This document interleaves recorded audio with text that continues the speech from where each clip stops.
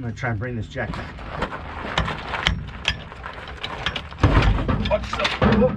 You good? Yep, you good? Yep. Maybe this was replaced or rebuilt not too long ago.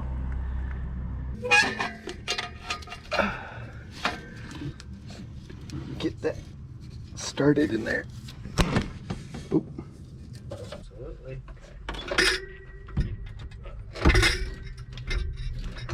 Go up a little bit.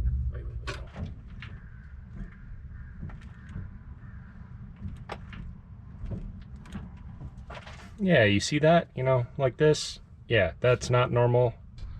Yeah, it's not supposed to do that. Let's see if this clutch works. If I didn't screw up the transmission. Ha ha ha.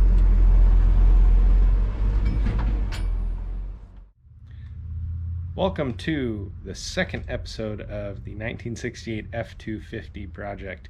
In the first episode, did the clutch because the thing wouldn't hardly even move, and went through and resealed the transmission because it was leaky all over. If you haven't seen that one, go back and watch that one first. Now this one, I found a couple things that need addressing. First is the carburetor is loose. That's not good. The truck runs fine with the loose carburetor, but I can almost guarantee it has a vacuum leak. So I'm wondering if the truck was tuned to run with that leak. Or maybe while the truck's running, it sucks that carburetor down and it actually seals. I don't know. The other major thing is the steering. The steering is super loose. It's to the point where it's a little dangerous, a little sketchy, especially when you're going fast, taking corners. So I'm gonna do that. That should be pretty easy. And then we'll probably do some other things. I should also mention I put different wheels and tires on here. These wheels and tires are from my 1978 F250. And the tires that came on this truck were studded and really aggressive. They'll be great for snow plowing, but these are 10-ply all-season tires, and so they'll be good for just everyday driving here in the summer before the snow hits. Another thing I did was I changed the oil. That's a brand new oil filter right there. And I went ahead and I put 15W40 Rotella T4 in here, which is a diesel oil. With these older engines, with the flat tappet cams and with who knows how much wear in here, some of that diesel oil has some additives that really does well in these engines. Now it's a little bit thicker, but should do just fine. Okay, so the first issue we're going to address is this loose carburetor. And let me show you, because it is pretty loose. One eternity later. Ah, finally.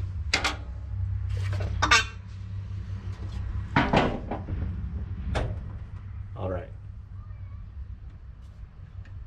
Look at that.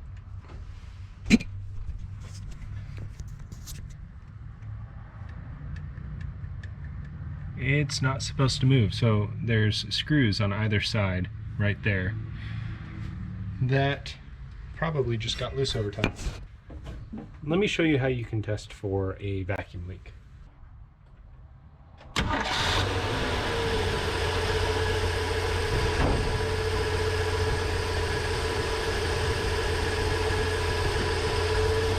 Alright, with the engine running like this, we're going to take some carbon choke cleaner, spray around areas where we suspect there might be vacuum leak.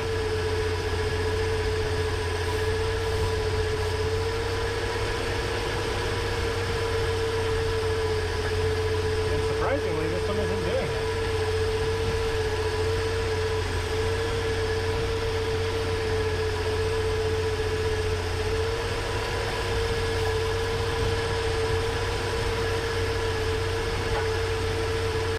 Well, surprisingly, this carburetor, even though it's loose, seems to be sealing okay, because oftentimes when you have a vacuum leak where there's like a bad seal or something, you can spray carb cleaner or some sort of other something. I know some people use propane right around where it would be leaking, and the engine will either bog down or rev up.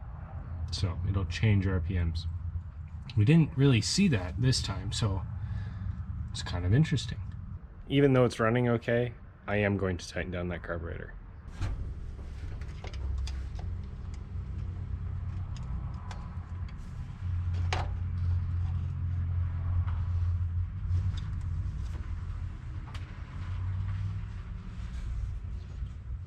Oh man, even that is loose.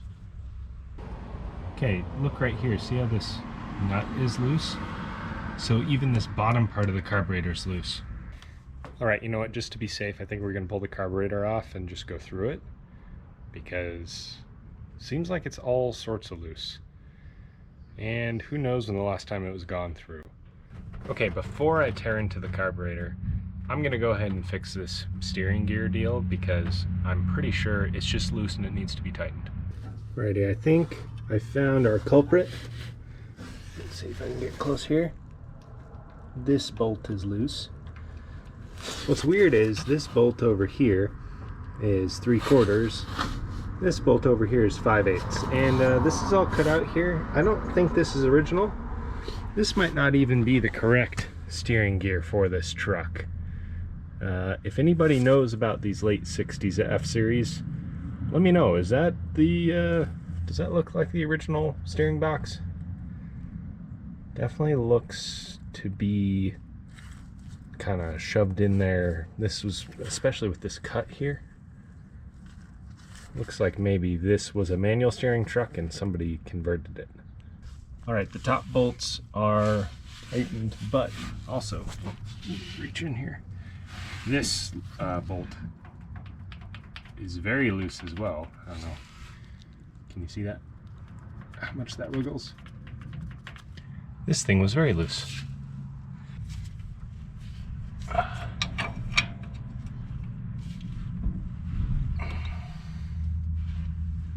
Okay, so in order to tighten this bolt, I was trying to find the other side of it over here. And looking at all this, the head of that bolt is right there. And I couldn't fit a wrench on it, but thankfully I was able to just hold that inside part with my finger and tighten this outside part, and it held, probably because of all the grease holding it together.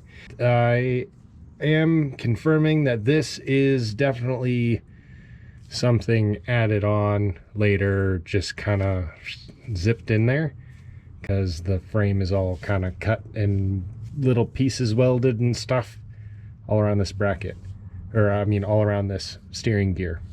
And I don't know if you can see, but the steering gear is actually leaking right here, and I'll want to fix that. So I have to figure out if this is a 1968 steering gear or if this is off of something else. So if you know, please put it down in the comments. Help save me some headaches. Oh, also, while I'm laying down here, I just noticed we have just the tiniest coolant leak around this hose here, so I'll have to take care of that too. Okay, moment of truth. Let's see if this thing wiggles when I turn the steering wheel again.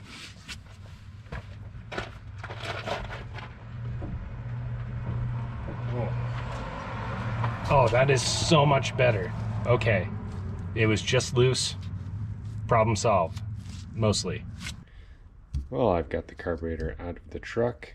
One extra thing I noticed was this is all loose. This is the choke. It looks like this carburetor originally had an automatic choke, and somebody bought one of those kits to convert it to a manual choke.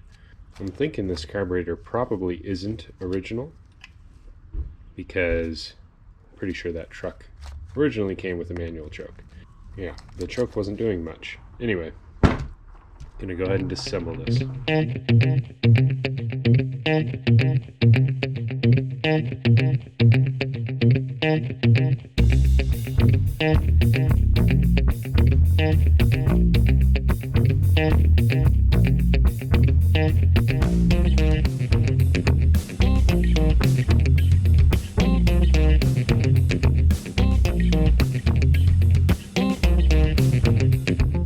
actually looks really clean on the inside. That looks like a new accelerator pump. Maybe this was rebuilt a little while ago, but they just decided not to tighten it all the way down. Interesting.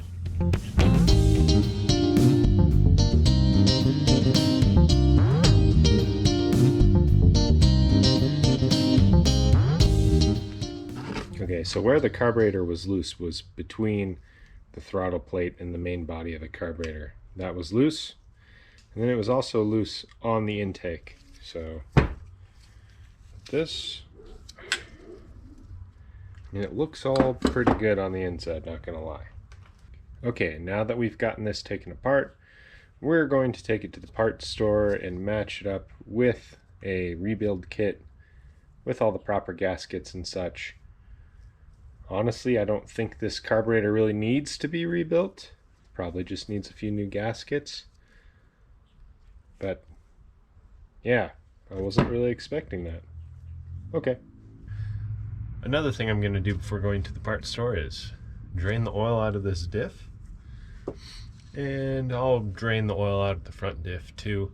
The front one actually needs a pinion seal. This one, the pinion seal is okay, but we are leaking just a touch out of the cover seal. To change your diff fluid, you got to crack the cover on these anyway, so I'll be getting new cover gaskets, and we'll be putting some fresh gear oil in here. So let's get to cracking this guy open.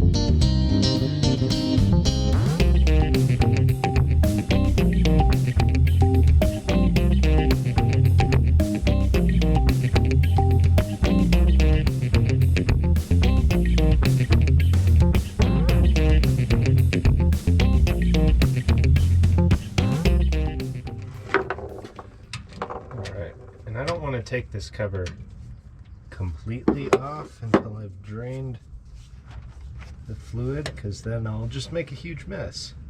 And I'm good at making messes, but I think it's probably better to not make a mess. Alright, there we go. Now it's flowing. This oil really does not look that bad. I think that it was properly maintained and changed like it's supposed to be. I mean, it's one of those things, differentials and manual transmissions, it seems like nobody ever changes their fluid. Well, automatic transmissions as well, but usually you crack these open, they're just disgusting, full of metal shavings and all that, but this looks pretty good. Yeah, I think this one was well maintained. That's a good sign.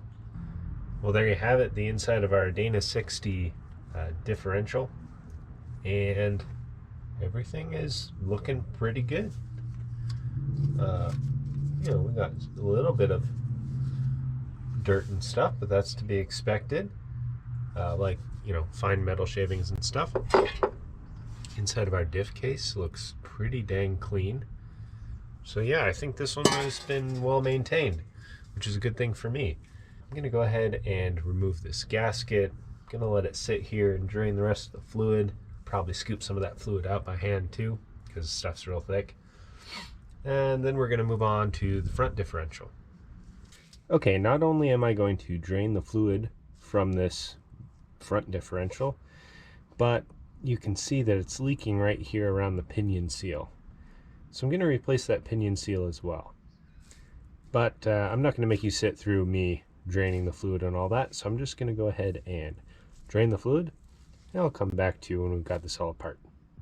Well, you saw the rear differential was looking pretty good. Looks like it had been serviced somewhat regularly. The front differential's a different story. This is kind of what I thought the rear would look like, but I don't know if you can see.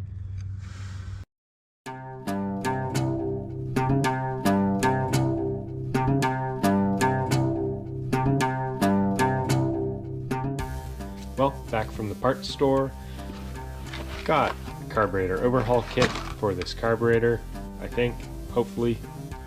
Like I said, this carburetor seems like it's probably not original. Maybe it is, I don't know. Anyway, I think it's the right kit. Also got the cover gaskets for our differentials.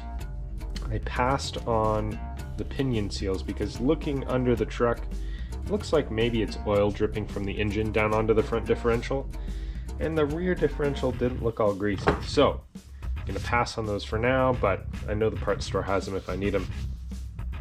And I've made the executive decision to not completely overhaul this carburetor.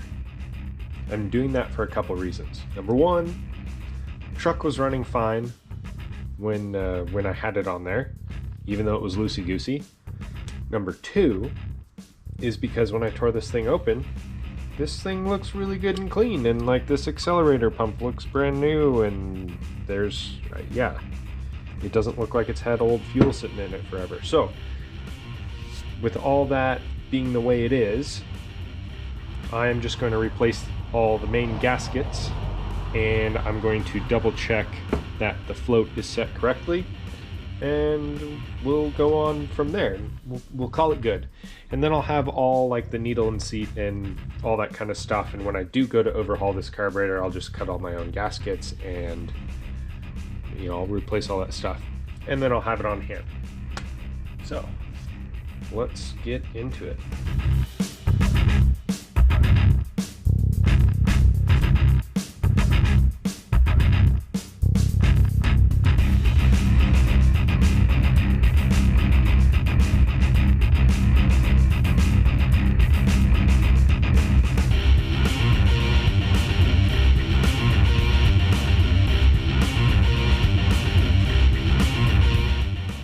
Okay, now that I've scraped all the gasket surfaces all clean, I'm going to go ahead and just shoot this with some carb cleaner so I can get it all cleaned up perfect, and we'll reassemble it.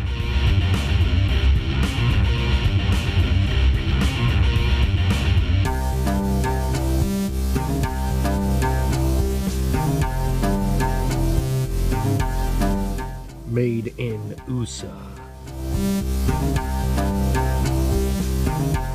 Now I'm going to go ahead and measure the float, make sure it's, you know, adjusted properly. And according to this, we are looking at a Ford truck, and oh, this is not right. Hold on. Aha! Ford truck. 1968, 240, and so float level in figure A should be 7/32, and float drop in figure B should be 1 1/4. That's in freedom units, of course. So we've got our figure A, so we need to measure this here, and then we have our figure B. We need to measure this distance here with the float drop. We're going to go ahead and take our ruler here that they give us. So 7/32, right about there. And then 1 1/4 on the drop.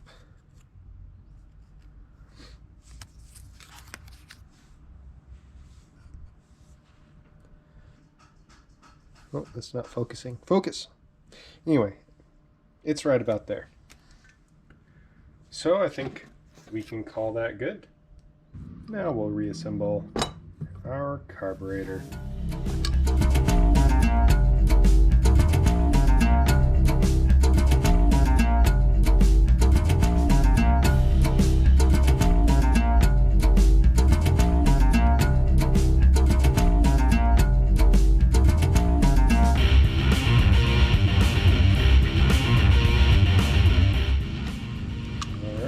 Quick function test. See that? See the accelerator pump right here moving? Well, maybe here. Let me brace it. Accelerator pump's working, so I got that linkage back on together. This linkage was a little bit of a pain to put back together, but it's back together and it works.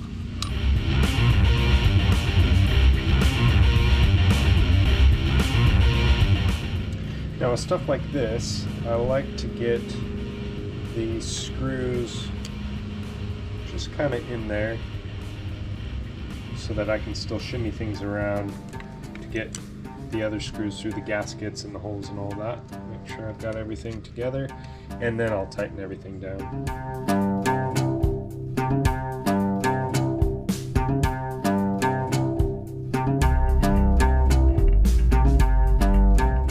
Now we're also going to tighten up this choke. This is one of those, used to be an auto choke, but it's one of those kits that turns it into a manual choke. And that's what makes me think this carburetor is not original to this truck, because I'm pretty sure the choke cable on the truck is original. Sure looks factory anyway. And so that means that this was probably a replacement carburetor. So yeah, see, that's how that's supposed to be. That's not supposed to move. It's just this part that's supposed to move. See how that opens and closes the choke? Before, this whole housing was moving, and it was kind of opening and closing the choke, just not the way it's supposed to. So, fixed.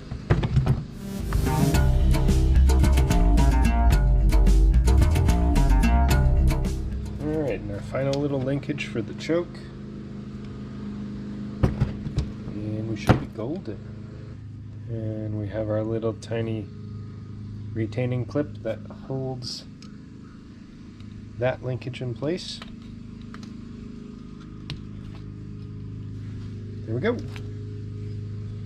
Okay, we've got our choke here. We also have our see, and this is a remnant. You can tell this used to be an auto choke too. Besides this, it has the auto choke cam here. It's got the kick down, so when this spring pressure is on the choke, to set the choke with an automatic choke, you press the accelerator all the way to the floor, like that. So you know what? Since this is purely a manual choke now, I'm actually going to disable that. So I'm going to take this linkage off, because we actually don't even need this anymore. If anything, it would just be a pain. Okay, pull that linkage apart, and then we're going to pull this little auto choke cam off. Maybe? Oh yeah, easy peasy. Whoops, dropped my screwdriver.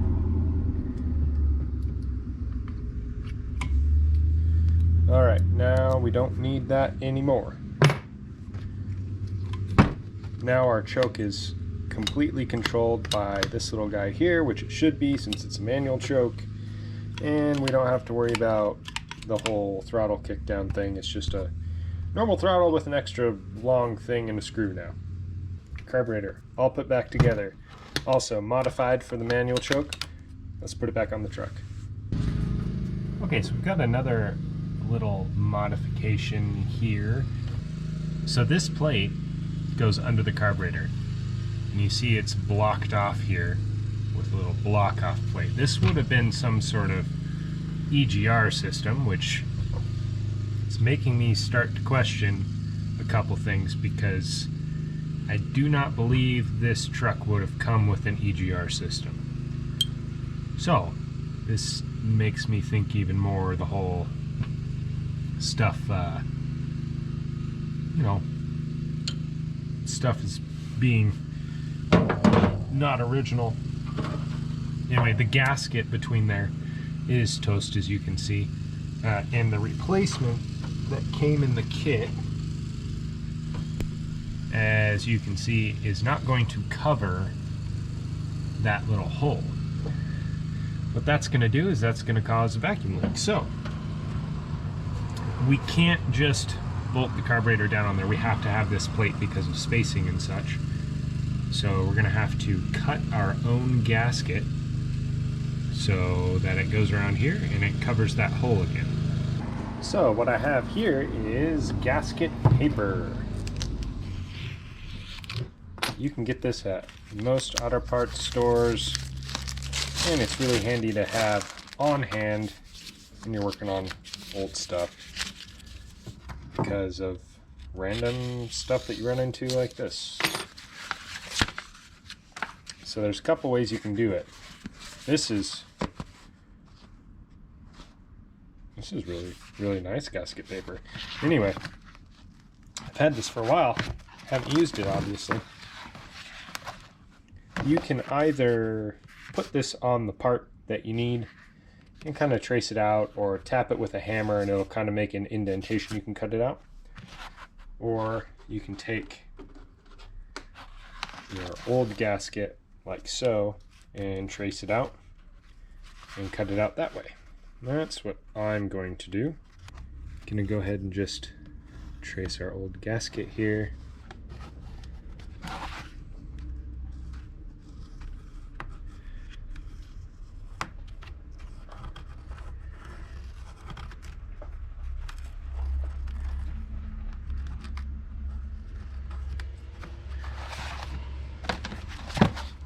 And we have our rough trace on there.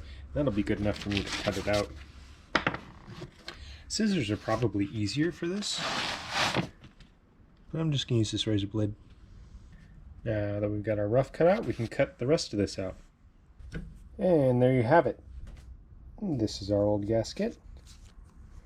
And that's our new gasket. Of course, new one isn't as pretty, but much more functional, because, I mean, that one's toast. Let's go put the carb on the truck.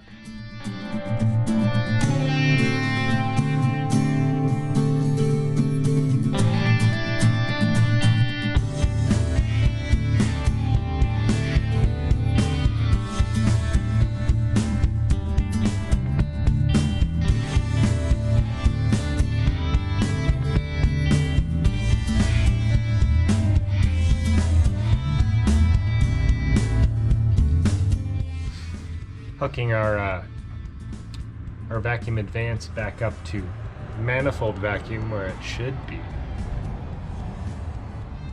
See what you think about that down in the comments.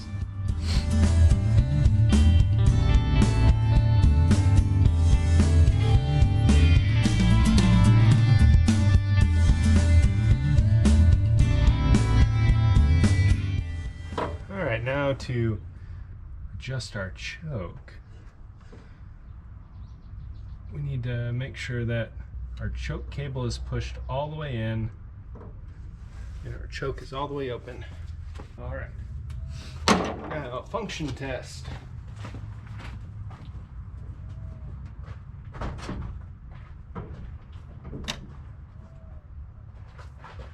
Choke closed. Choke partially closed. Well, something's not right. Choke closed.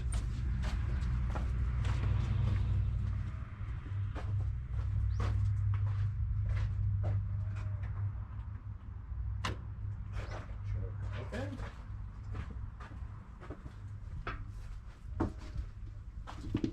Okay, choke open.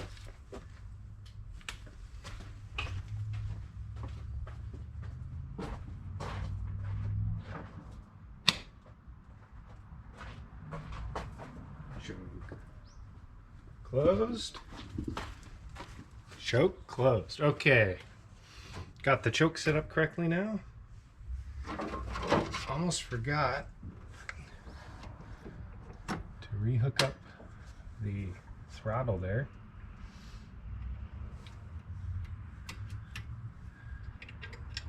And our throttle spring. Okay. With our carburetor all back installed, it's not wiggling or anything. Let's see if this thing starts and runs.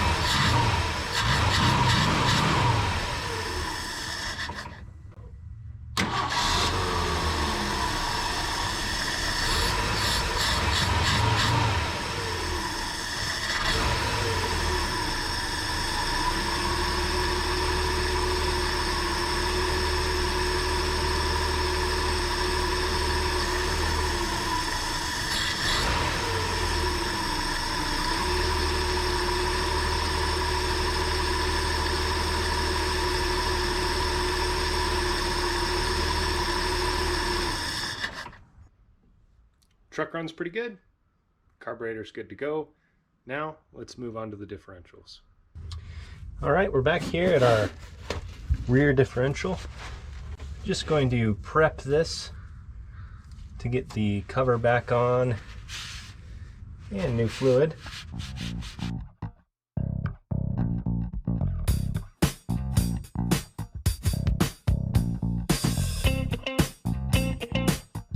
Now, there's a little bit of rust here at the top and right there. And there's also just a little bit of rust down here. I'm not going to worry about cleaning that up too much because with the gasket and the gasket sealer should take care of that okay. Shouldn't have any issues. But rusty spots like that can cause leaks. Thankfully it's not too terrible though.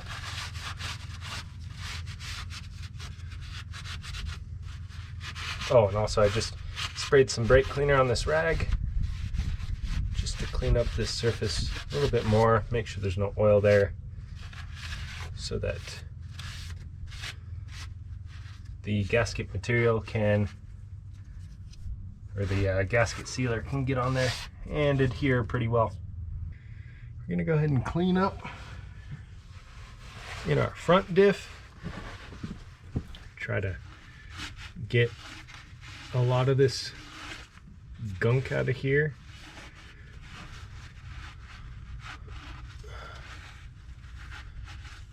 And we're probably gonna get pretty liberal with the brake cleaner on this one. Where's that laser?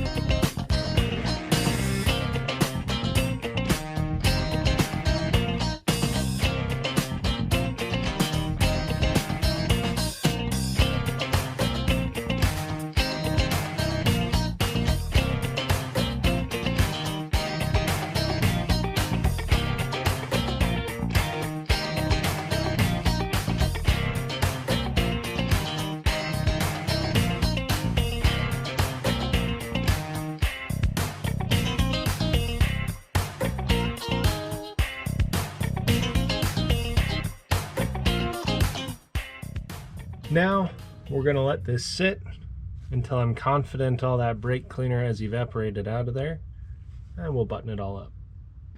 Okay, now I'm going to clean up the covers and the fasteners. Fasteners are going to go ahead and go in the ultrasonic cleaner because that's what I found cleans them pretty good. And I'm just going to wipe out all the crud from here. I mean, this one's pretty clean. Spray it with some brake cleaner. Then I'll probably kind of grind down the outside and maybe shoot them with some paint.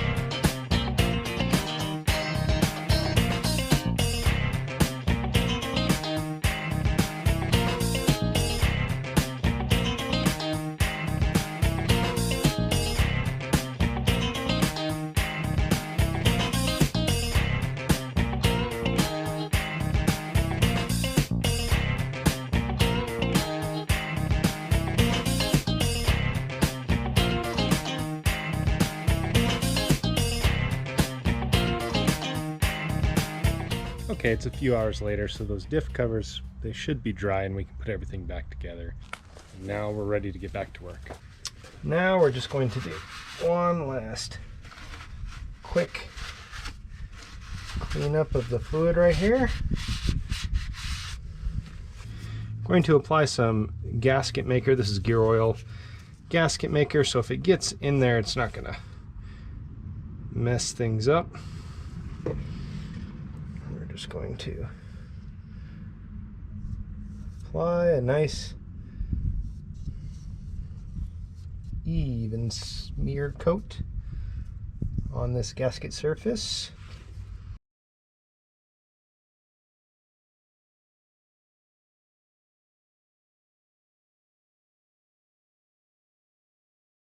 All right, just like that. That's pretty good.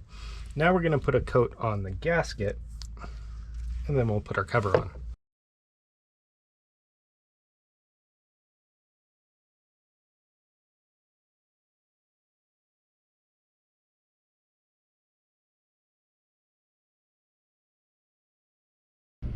Okay, so why gasket maker? Why do I put it on these paper gaskets? I put it on paper gaskets and cork gaskets. I don't put it on rubber gaskets. The reason is this will fill in any of the little imperfections on the mating surfaces and create a better seal. It'll also make these gaskets last longer. Like cork is known for kind of getting hard and brittle and degrading and causing leaks, and paper can do that as well. The other thing is this will help us stick the gasket onto the differential, making it easier for us to put it all together. Instead of trying to line things up and shimmy the gasket and stuff, it'll kind of glue it on there. Let me show you. We're gonna have to trim part of this gasket off because of this this little bash plate thing that somebody welded on there. So let me get a razor blade.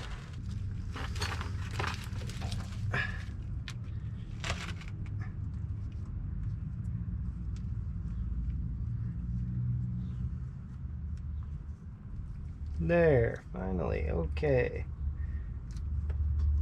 All right, and as you can see, that gasket maker is holding that on there so that we can take our cover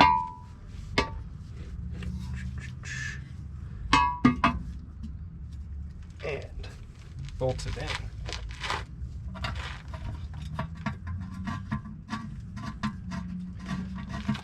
Okay.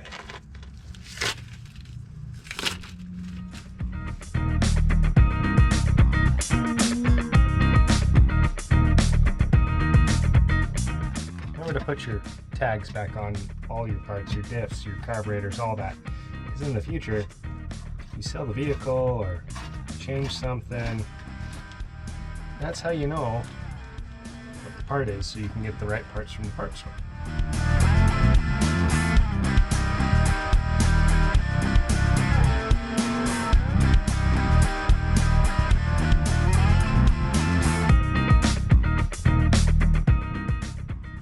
So, the other thing is, you should read the instructions on your gasket maker. This one says that you are supposed to spread the stuff on and finger tighten the bolts. Then you're supposed to wait 1 hour, and then you're supposed to torque it down to spec. Then you're supposed to wait 24 hours before adding fluid. But I'm just going to go ahead and put fluid in here. That's not the right way to do it, but that's the way I'm going to do it. I can already see the comments now. Oh, you're an idiot. Oh, that thing's going to leak. You should follow the directions. I don't care. We've got our gear oil right here for our differential 80W90. And we're going to use fluid transfer pump. Fill that guy up until it just starts seeping out the fill hole. And we know we're good to go.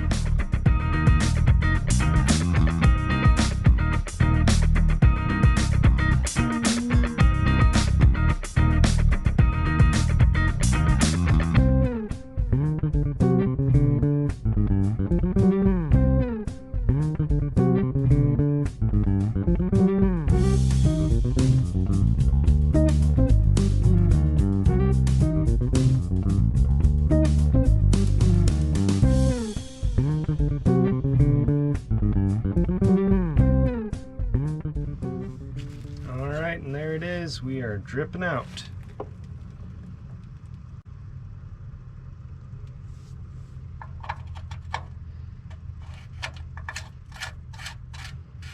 Once you start dripping out like that, put the plug in, you call it good.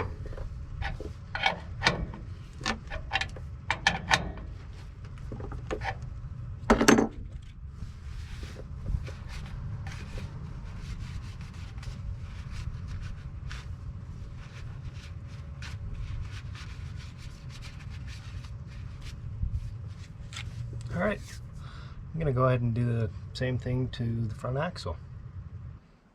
Well, that's about it. You know, we did the carburetor thing, got the carburetor all situated. We did the front and rear diff service, and, you know, painted the diff covers so they look nice. So that's cool too. That's always a positive. I like making things look a little bit better. But yeah, it's getting dark, so I didn't film the front differential putting the fluid in there. It was kind of, you know, up like this, pumping the gear oil. It wasn't super fun, but, you know, it's in there. It's done. Nothing's leaking. So that's another plus. Anyway, there is another problem with this truck. And so there is going to be a part 3, and, you know, there's going to be continuing working on this truck, part 4 or 5, probably quite a few. But anyway, there's one more major problem I got to fix with the truck, but I'll keep that a secret until the next episode. One thing I do want to mention before I let you go is I thought this truck had a 300 inline-6, but I decoded the VIN on the truck. And if this is the original engine, which that is somewhat questionable, but all the date codes line up on the engine, this is actually a 240, which is 300 is just a stroked 240. So it's basically the same engine, just less displacement, shorter stroke. But who knows? Could be a 300, could be a 240. Thankfully, parts are pretty much the same. Yeah, I guess until the next one with the, you know, super secret next thing we're doing with the truck. Yeah, you'll see. It'll be fun.